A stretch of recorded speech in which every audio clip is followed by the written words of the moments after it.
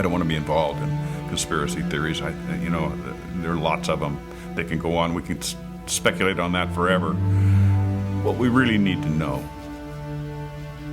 is how those buildings came down.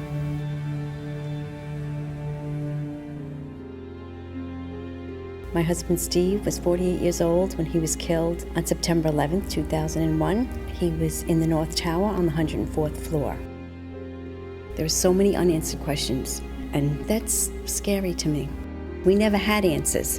Nobody ever stopped to have a scientific investigation. A scientific investigation. A scientific investigation. Tribute lights in the New York skyline. An annual memorial to the lives lost on 9/11. Yet there's still more light that needs to shine, revealing truths that their family members deserve to know. September 11th, 2001, a day that changed history. 4 planes went silent and off course. 2 of those planes crashed into the World Trade Center Twin Towers. Several columns were severed, and the jet fuel ignited fires that spread over several floors. About an hour later, millions watched in shock as both towers were suddenly and rapidly destroyed, killing almost 3,000 people, for whom truth and justice may have yet to be served. Hi, I'm Richard Gage, AIA, licensed architect of over 20 years and member of the American Institute of Architects. I'm founder of Architects and Engineers for 9/11 Truth, a nonprofit organization of well over 1,000 technical and building professionals. According to official government reports, the fires weakened the structural steel framing of both twin towers, leading to sudden, progressive, and total collapses. Unknown to most people, a third steel frame high-rise, World Trade Center 7, was also destroyed. Critical questions have been raised by more than 1,500 architects and engineers about the official explanations for the destruction of all 3 of these buildings. Along with more than 10,000 other concerned individuals, these professionals, collectively comprising more than 25,000 years of experience, have signed our petition.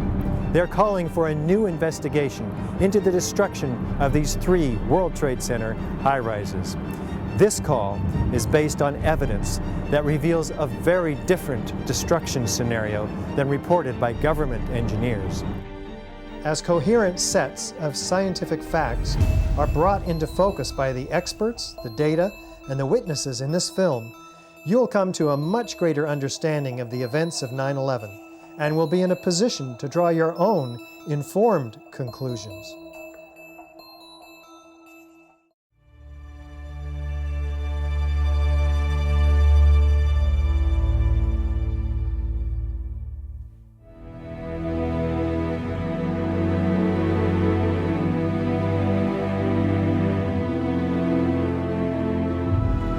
The new World Trade Center Building 7 looms above the site of its original. Building 7 was a 47-story high-rise, not hit by an airplane. Yet it was the 3rd modern steel frame skyscraper to collapse rapidly and symmetrically on 9/11. It was a football field away from the North Tower and sustained minor damage from falling debris. Building 7's precipitous collapse was blamed on normal office fires. I'm Steve Barish, founder and president of Barish Architects and Associates, Inc., a 33-year-old architecture planning and engineering firm. One of the things that really interested me is how quickly the Tower 7 fell. It fell within 7 seconds approximately from top to bottom. This building was built in the mid-'80s and met all the codes at the time.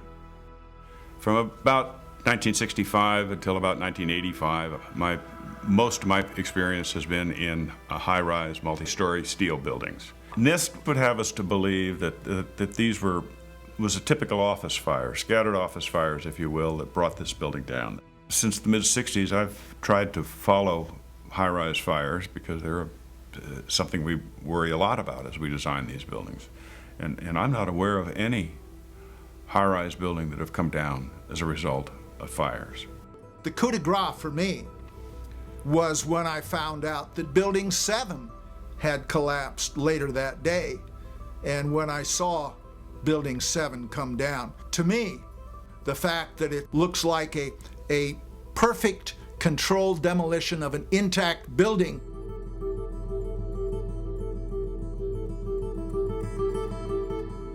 I mean, that's what I call a smoking gun.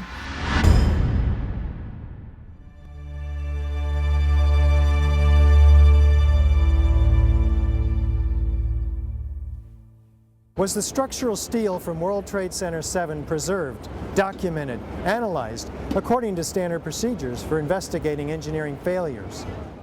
400 truckloads per day of material were taken away from the World Trade Center site and sent to China for recycling.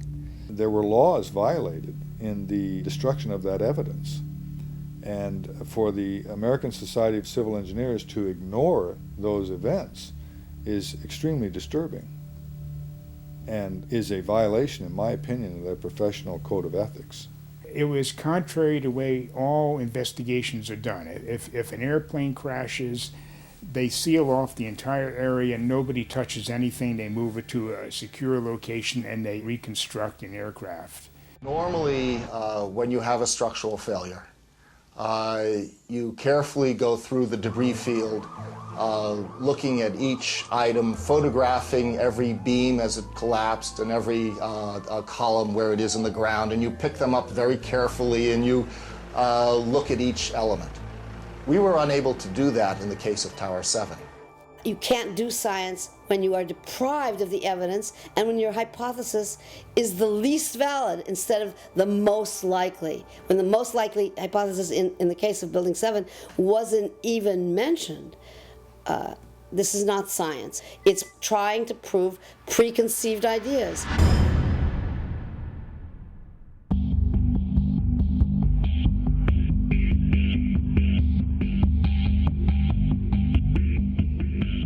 Was a proper investigation performed that might have revealed the use of accelerants or explosives in World Trade Center 7's destruction? NIST concedes that they found no evidence for explosives. So then we asked them, well, did you look? And they said, no, we did not look for explosives or residues of explosives. Big explosion. Blew us back into the 8th floor. I'm okay, all right? Here, hold on. You want to call your mother or something? Just the fact that there were explosions means they need to be investigated.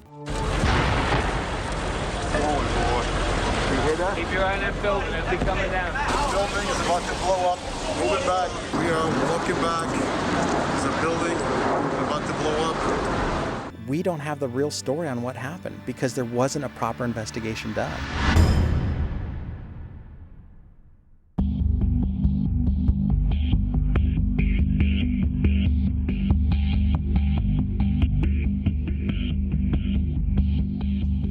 World Trade Center 7 collapsed because of fires fueled by office furnishings. It did not collapse from explosives or from fuel oil fires. As reported by the New York Times, engineers were baffled by the collapse of Building 7. Since no steel frame high-rise has ever completely collapsed due to fire, how are we to understand this mysterious event? High-rise buildings simply do not collapse due to fire. There has never been until 9/11 an experience where a high-rise building that was steel frame completely collapsed. There have been fires burned longer in similar structures without any collapse. This claims the fires were very large, very hot, and long-lasting, when in reality, observation, which has been researched by many people, shows these fires did not last very long. They were not in the locations where NIST claims they were at given times. I'm a fellow of the American Institute of Architects. For the 40-plus years that I've been practicing architecture, I have designed a variety of buildings from small houses to high-rise office buildings. Some of the high-rises that I've worked on are 1 shell and 2 shell here in Houston. I was project manager for a 22-story office building in Akron, Ohio. Later in the day, when World Trade Center 7 collapsed, they had already showed us pictures of a few fires in that building, and I mean, they weren't even raging. And how could that cause a building to collapse as if it were imploded? Couldn't happen.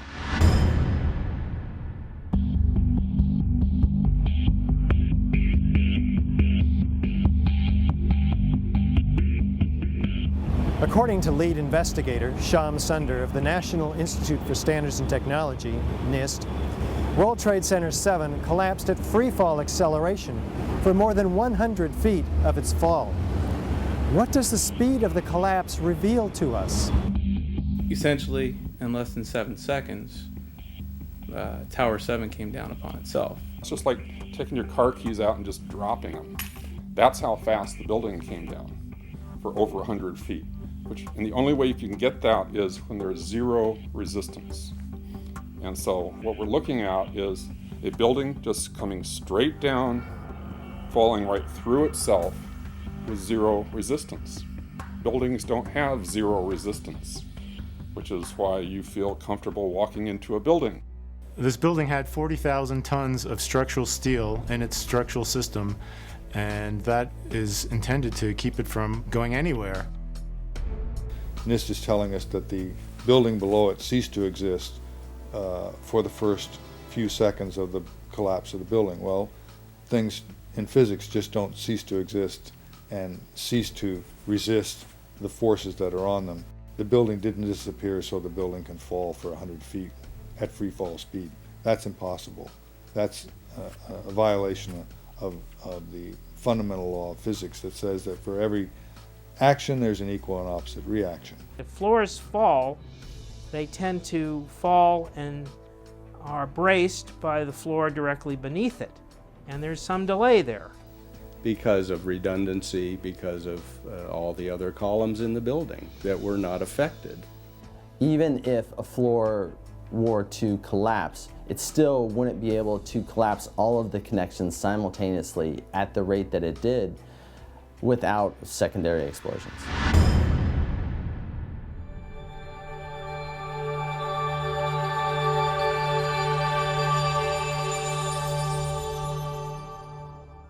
We might anticipate that an unevenly damaged building would fall over. Yet, videos of the collapse of Building 7 show a fairly symmetrical fall. How do we make sense of this? If the buildings had come down by fire, we would have seen a more natural progression of collapse. And clearly a more asymmetrical pattern should have been present. The symmetry is the smoking gun.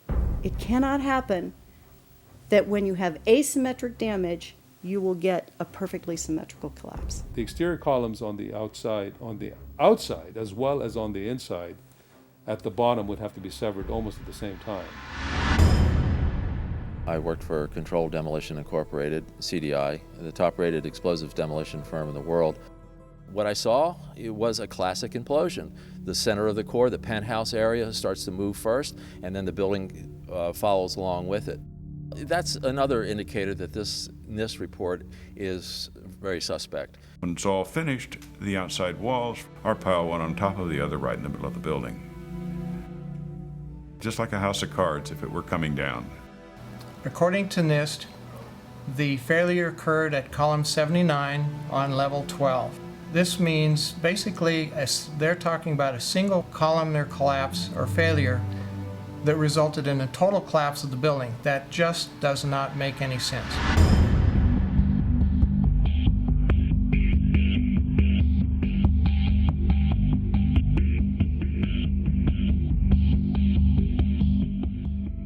The explanations from FEMA and from NIST don't add up.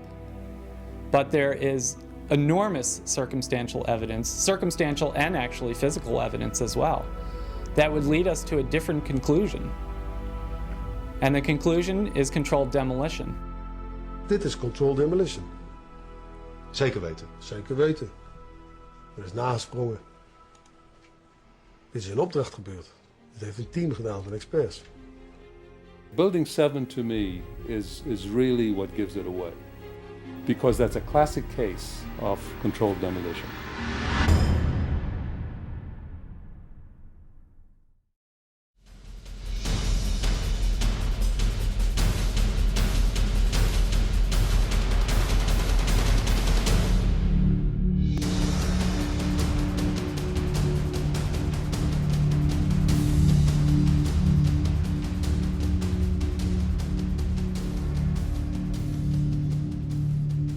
This is the original site of the World Trade Center Twin Towers. Construction is now underway where dramatic new facilities are being erected. Just 10 years ago, the planes hit the towers, cutting through some exterior and interior supporting structural steel columns. The fuel from the planes ignited office fires across several floors.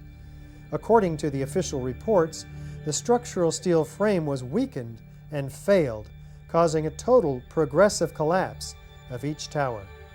Does the official explanation make sense? Was there a comprehensive investigation that examined all of the evidence? I walked into the office and the first words that I heard was, "A plane's just run into the World Trade Center." And my initial thought was, well, that's okay. It's built to withstand a 707. It did not seem possible that these towers that were designed to withstand the impact of a 707 could possibly collapse in such a short order of time from the time that they were hit. The majority of the jet fuel was burnt up instantly in the big fireball, and it was gone. The fires that were left were office furnishings and carpet and things like that. A lot of things in these kind of buildings have to be fire resistant by nature. It's required by code. So there really isn't a whole lot of fuel in there to begin with. The media portrayed these fires as being extremely hot, but the fires were not that hot in World Trade Center 1 and 2. If you look at the NIST zone data, you could see this. And to use our own powers of observation, you could tell by seeing these fires and seeing black smoke come out the windows. That means that the fires were oxygen starved, and it was incomplete combustion. And so it was a low temperature fire. The heat from the fire supposedly softened the steel and thereby brought the buildings down. If you have a flame at 750 degrees, you can hold that flame under a steel beam forever, and you'll never reach a high enough temperature to bend steel, let alone melt it. So immediately I knew at that point that the official explanation was dead wrong.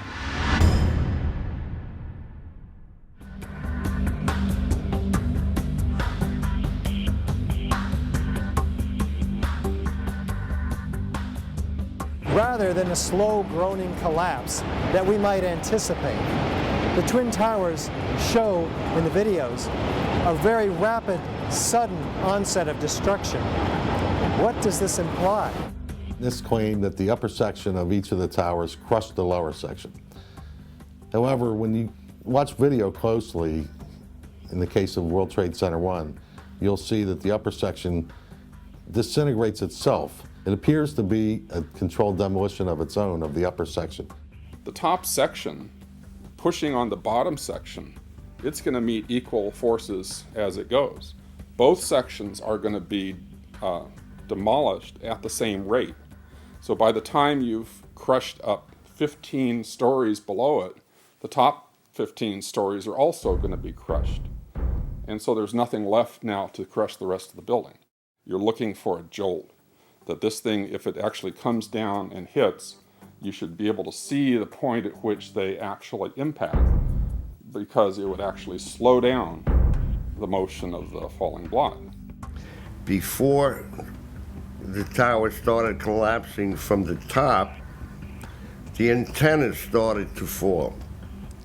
and the antenna, of course, was over the middle of the elevator shafts. I'm very familiar with the interior structure that surrounded the elevator shafts and the accessibility which the elevator companies had 24/7. It wouldn't be a problem once you gained access to the elevator shafts. Then a team of loading experts would have access to all the core columns and beams. The rest could be accomplished at that point by just the right kind of explosives for the job at hand. The only way that I can see that the towers could have collapsed is that the interior columns were compromised.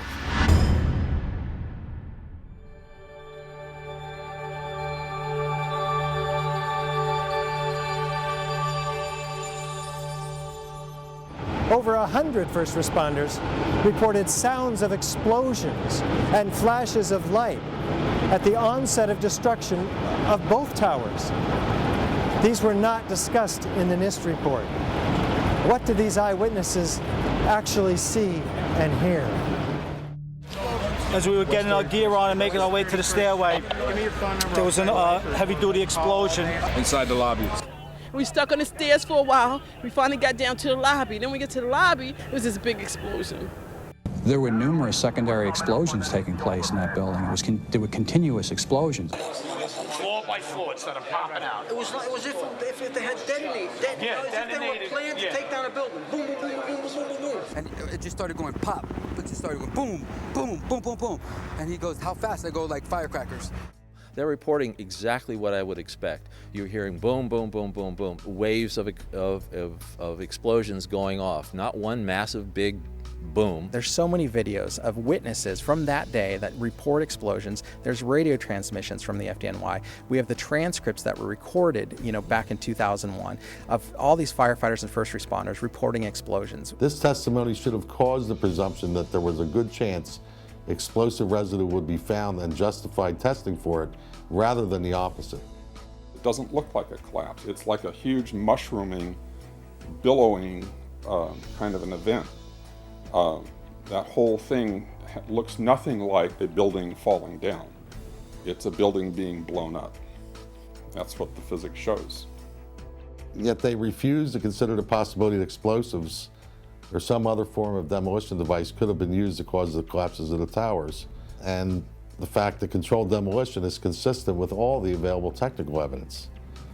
And the response to that request for correction is NIST simply saying they're unable to provide a full explanation for the total collapse, even though that was their task given to them by Congress.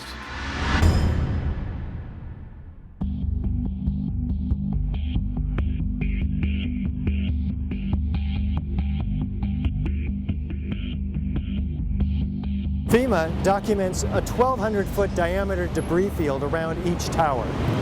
Videos show multi-ton steel sections of hundreds of individual steel pieces ejecting out of the towers at 60 miles an hour for a distance of 600 feet. They also show clouds of debris pulverized in mid-air and isolated explosive ejections as many as 60 stories below the so-called crush zone. Videos also show the near total destruction of both towers. What does all this tell us about the forces and energies involved in the destruction? Large multi-ton beams were hurled hundreds of yards laterally. Gravity works vertically, not laterally.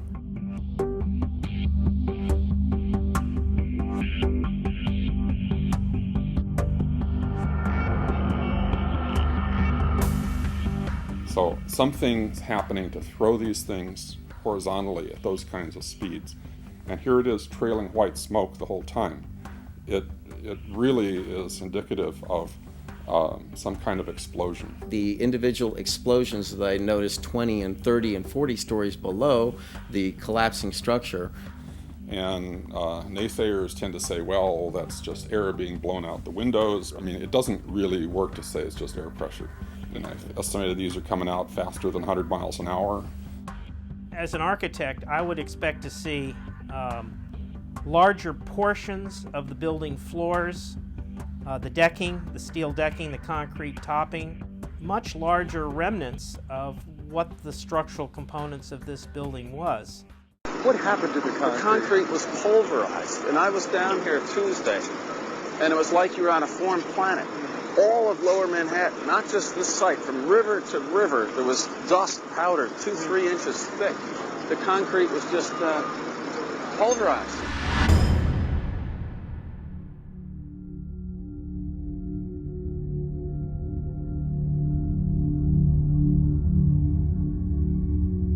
In its report on World Trade Center 7, which came out in May of 2002, FEMA documents in Appendix C steel that has been melted and even partially evaporated, resembling Swiss cheese.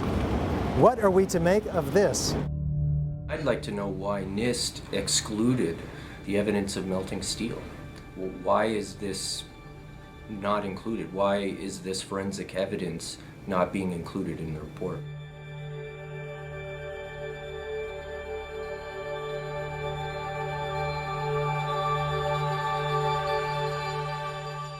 First of all, let's go back to your basic premise that there was a pool of molten steel. I know of absolutely nobody, and no eyewitness who said so, nobody who's produced it. You'd get down below and you'd see molten steel running down the channel rails. Like you're in a foundry. Yeah, like lava. Like it was lava from a volcano. Actually melted beams where it was molten steel that was being dug out. Underground, it was still so hot that molten metal dripped down the sides of a wall. It's this fused element of steel, molten steel and concrete and all of these things all fused by the heat into one single element. And they pulled out the big block of concrete, and there was like a little river of steel flowing.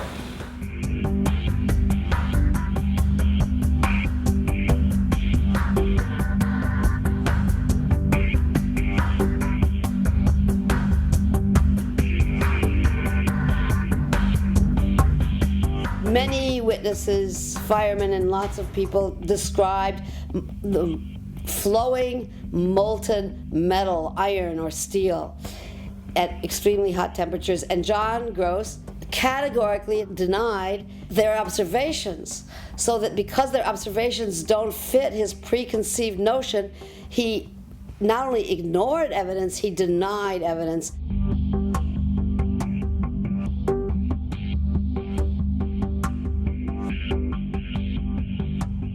In an office fire, you cannot generate enough heat to melt steel. And yet we have evidence of molten iron in the microspheres, in the rubble pile, and the metal pouring out of the side of the tower. So what is this molten metal? It's a direct evidence for the use of thermite. An incendiary used by the military, thermite is a compound of iron oxide and aluminum, which when ignited sustains an extreme heat reaction, creating molten iron. In just 2 seconds, thermite can reach temperatures over 4,500 degrees Fahrenheit, quite enough to liquefy steel. We know that open-air fires cannot burn hot enough to melt steel, but metal had melted at the base of the towers. I found a pore in the steel that had pure sulfur. There's a government theory that calcium sulfate from gypsum boards was the source of sulfur, and that's wrong. Calcium sulfate cannot undergo any kind of a chemical reaction that produces the element sulfur, and we're not dealing with any kind of compound of sulfur. When we're talking about sulfidation, we're dealing with the element sulfur. There's a version of thermite called thermate, which has sulfur in the thermate. And what the sulfur does is it's sort of like salt on ice. And it just basically makes the steel melt at a lower temperature. And if you do a search on Google for thermite and building demolition, you can find devices that have been fabricated and invented that use thermite for building demolitions. In the case of thermite cutting charges, you would have heard far less noise since they are worked by thermal heating, melting of the steel, rather than an explosive cutting as in RDX charges. Overflights had detected with infrared camera 1400 degree Fahrenheit hotspots on the surface of ground zero. And that being there for a week, indicates that there was something very hot going on below the surface. So thermite would also explain potentially the fact that the fires could not be put out at ground zero. The fires lasted for quite a while, but most importantly, they were deep within the pile, where people would expect that the environment was oxygen starved.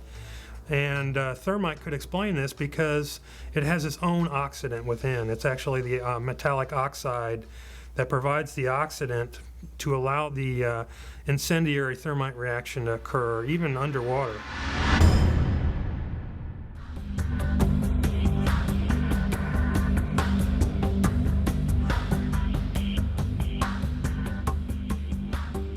As much as 6% of the World Trade Center dust consisted of tiny, previously molten iron spheres.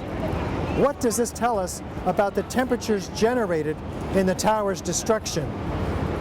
When the USGS collected samples of the World Trade Center dust, they found the iron microspheres.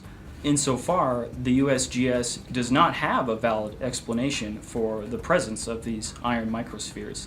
So what do the microspheres contain? Iron is the main element, and then it has smaller portions of aluminum, sulfur, a trace of manganese. Most of them are less than about 1/10 of an inch in diameter, and they're spherical. And they're found in all of the dust blown out of the buildings during collapse, no matter where in Manhattan that dust is picked up. You must have had a much hotter heat source for you to get 2,700 degrees Fahrenheit in order to melt the iron to get these molten spheres. Your heat source must be something like a chemical reaction, an exothermic chemical reaction that reacts, in the case of thermite, reacts at 4,500 degrees Fahrenheit.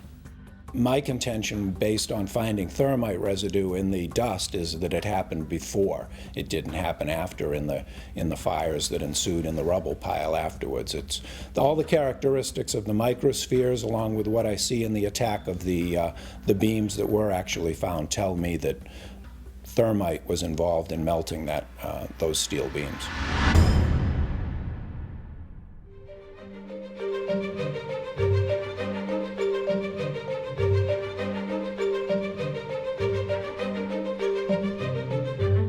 Out of the ashes of the World Trade Center devastation rises the Freedom Tower, whose foundation, however, is shrouded in question. For example, in the World Trade Center dust, an international team of scientists find an advanced form of highly energetic nanothermite composites. What is it, and where does it come from? In the dust, we found what we characterize as unreacted thermitic material in the shape of some very tiny red-gray chips. And in the reaction they produce molten iron, which is the prime indication of a thermitic reaction. And such a reaction can be used to destroy steel structures. What we have found is a modern version of thermite, which we call nanothermite, which is produced in a different way. It is not just two powders being mixed. The material is actually built from the atom scale up. We call it the bottom-up procedure, which is what you do in nanotechnology. The ingredients are much smaller, which means they're reacting faster and they're more easily ignited. The primary elements in the red material are aluminum, iron oxide, as well as silicon and carbon. The iron oxide appears in faceted grains, approximately 100 nanometers across. The aluminum appears in thin platelets, about 40 nanometers thick. This is discussed in our paper in the Open Chemical Physics Journal, published in April of 2009. But so far, none of these papers have been refuted in the literature, the scientific literature. So that means they are unchallenged in the scientific sense. They stand as an indictment, really, of the official story of 9/11. We also took paint that came off of the WTC steel and looked at that in the SEM and did a compositional analysis of that and found that it was not similar to the red-gray chip or the red layer of the red-gray chips. This cannot be paint. Paint does not have these exotic properties. It's impossible. This is material that is of military use that really shouldn't be there.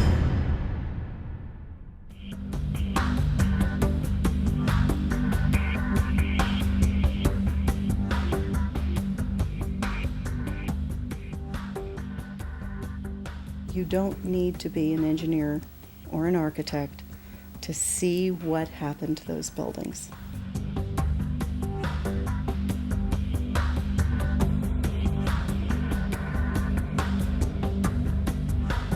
Any honest investigator would be looking at this and looking for explosives and so forth. The NIST investigation didn't go there. They just would not look for explosives.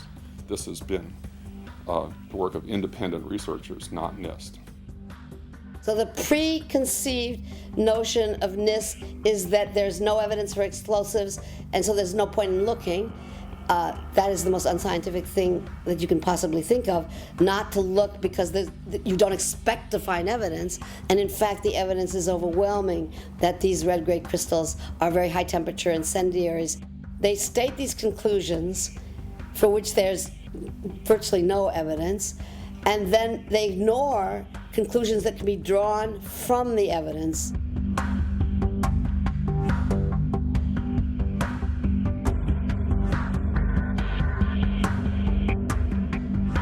The only way that a building can accelerate as it collapses is by having pre-engineered, precisely timed, and precisely placed explosives.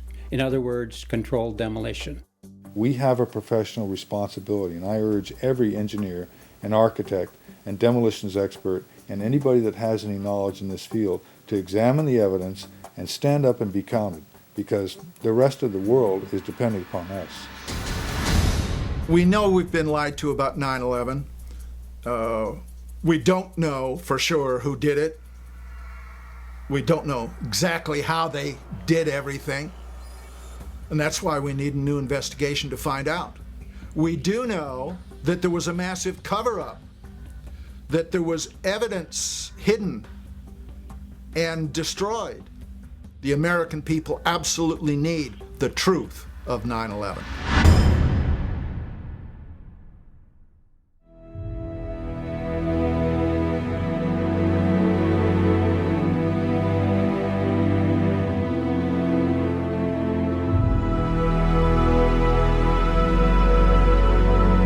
Some kind of consciousness raising on my part before I was willing to look at the possibilities. And really, you need to go where the evidence leads. Let's look at it objectively. Let's look at the evidence, not these fabricated computer models and hearsay and all these predetermined conclusions. Let's really open it up again and investigate this thing properly, and then come to conclusions. I strongly support an independent investigation that would be independent of the government, independent of all of the influences that obviously were in effect during the NIST investigation. What happened on 9/11 is not something that is just going to go away. This is very pertinent to us today. I wish to further the investigation, and I want to make a difference because I want this to be a safe and better place for my children. Signed the petition on the Architect and Engineers 9/11 Truth website, mainly because I wanted to stand behind the families that lost people on 9/11. The 9/11 Truth movement was started by the families that lost loved ones on that day. And they were all out there alone, screaming for help. And our own country was ignoring them and ignoring their needs and not taking care of them the way we should have after that happened.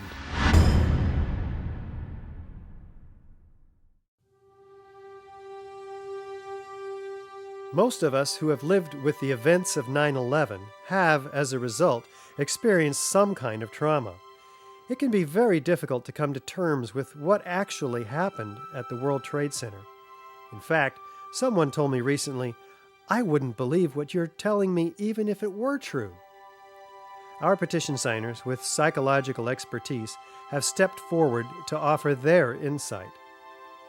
While this segment is clearly outside the knowledge base of the architects and engineers for 9/11 Truth, these experts in psychology highlight their valuable experience for us as to why this evidence can still be so difficult for people to accept.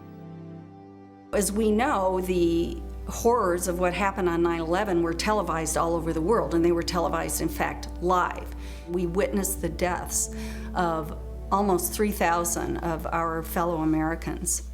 We know this had a very severe and traumatic impact on a majority of the population. At this point, we have 9 years of hard scientific evidence that disproves the government theory about what happened on September 11th, and yet people continue to be either oblivious to the fact that this information exists or completely resistant to looking at this information. So the question becomes why? Why is it that people have so much trouble hearing this information? From my work, I think we would be remiss not to look at the impact of trauma. Many people respond to these truths in a very deep way. Some have a visceral reaction like they've been punched in the stomach. To begin to accept the possibility that the government was involved is like opening Pandora's box. If you open the lid and peek in a little bit, it's going to challenge some of your fundamental beliefs about the world. If we can think of our worldview as being sort of our mental and emotional home, I think all of us will do just about anything to defend our homes, to defend our families. And so I see that with people, and I saw that with myself when my brother tried to talk with me about it, of don't mess with me, don't mess with my home, don't mess with my comfort with how things are. About a week later, I read a lengthy article by Professor Griffin about why he believes the official account of 9/11 cannot be true. And it was a very well-researched article. It was in my office at the time. I sat there and I felt my stomach churning. I thought maybe I was going to be sick.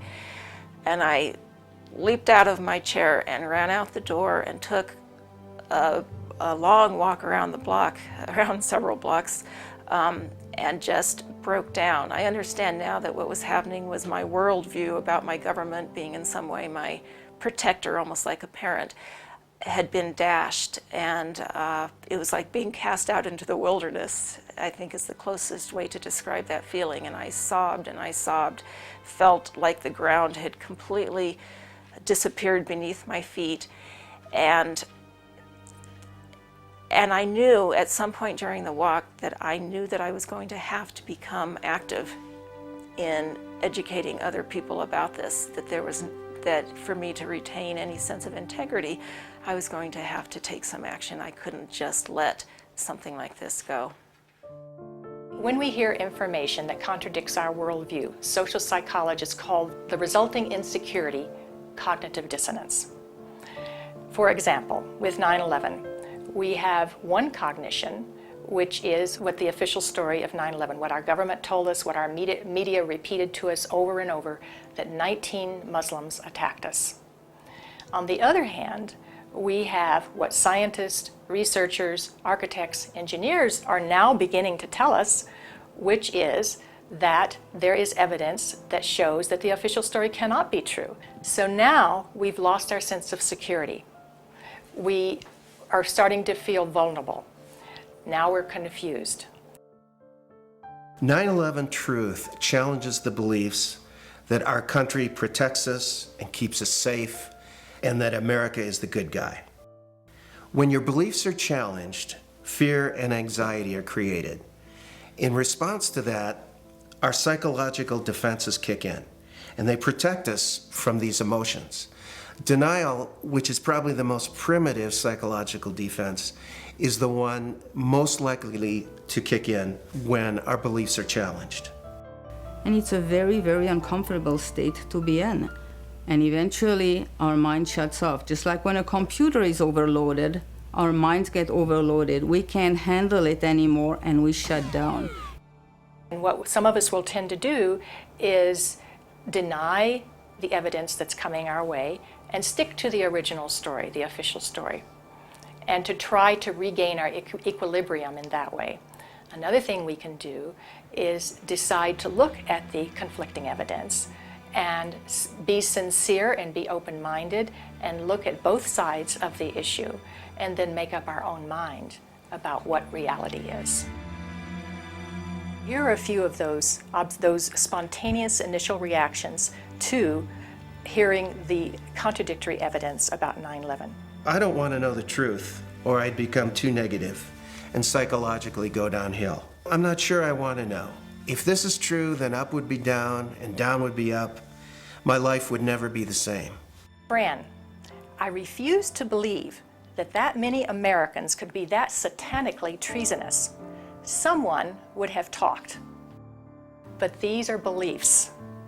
They are not scientific facts.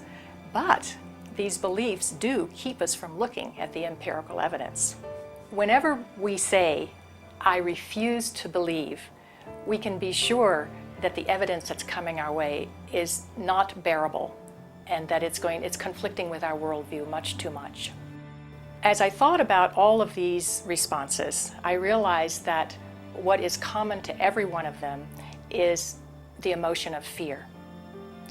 People are afraid of being ostracized, they're afraid of being alienated, they're afraid of being shunned, they're afraid of their lives being inconvenienced, they'd have to change their lives, they're afraid of being confused, they're afraid of psychological deterioration, they're afraid of feeling helpless and vulnerable. And they're afraid that they won't be able to handle the feelings that are coming up. None of us want to feel helpless and vulnerable.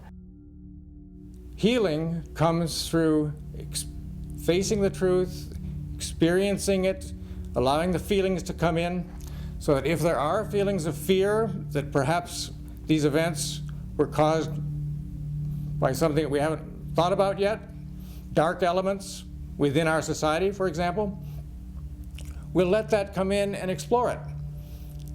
Let the light shine on whatever happened. This will be the most healing process.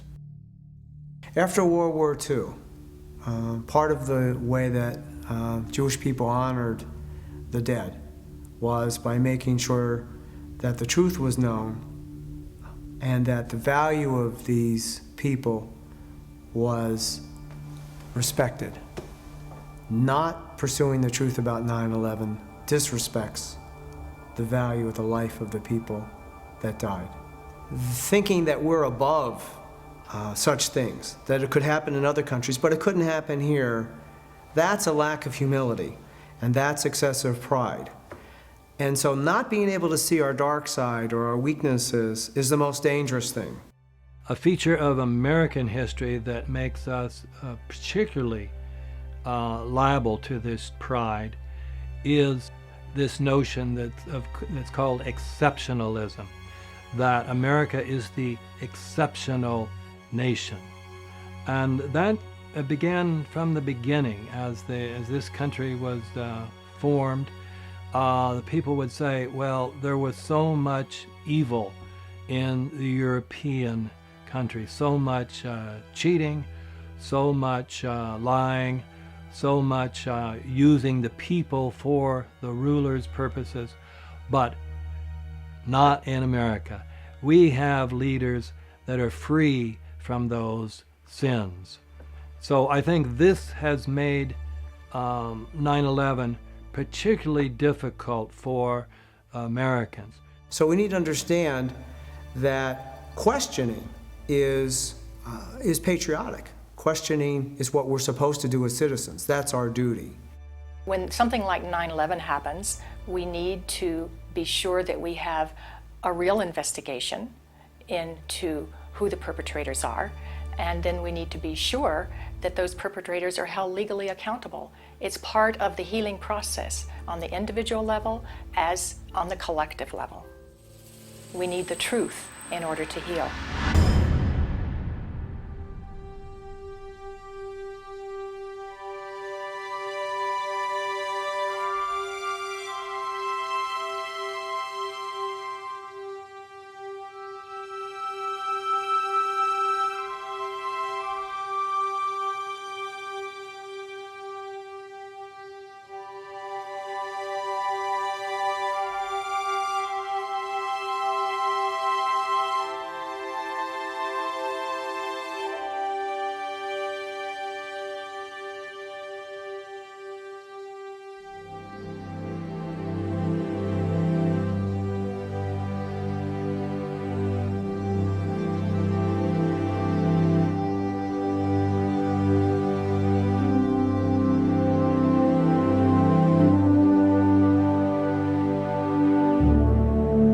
My name is Bob McIlvaine.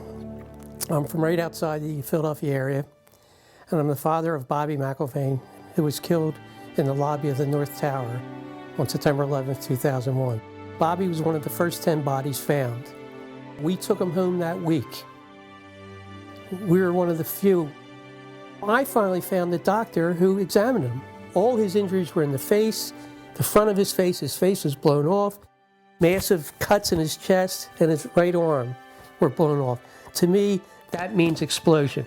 What happened on September 11th was the tragedy where Neil was on Flight 175 and it crashed into the second tower. And I can't imagine what happened to him. My brother was my best friend. David has always been a firefighter. My brother went in to save people's lives. I'm a family member trying to find out the answers to the murder of 3,000 plus people. I'm Jane Policino. My husband Steve was 48 years old when he was killed on September 11th. I have no identification. Why is that?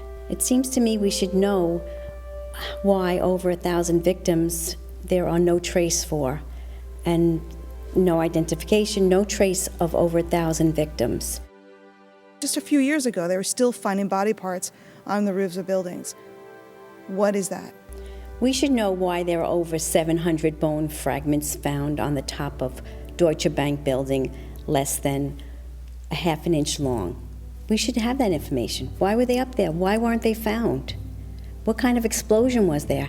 And the explosions were brought up many a times, talking to firemen, talking to medics, talking to everyone. Everybody talked about these explosions. I want the officials that are in power to ask the questions. I want answers. Please look at architects and engineers. People all around the world, scientists, all around the world are questioning this. When you bring science into the equation, that's so important because you can't argue against science.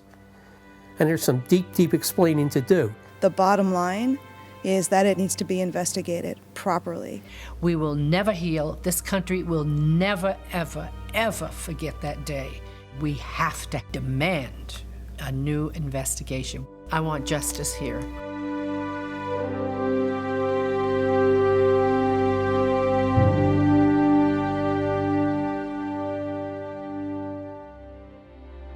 The forensic evidence that you've seen is very real. New light has been shown. A third beam now reaches into the pitch black sky and stands in for the still officially unexplained free-fall destruction of the World Trade Center Building 7.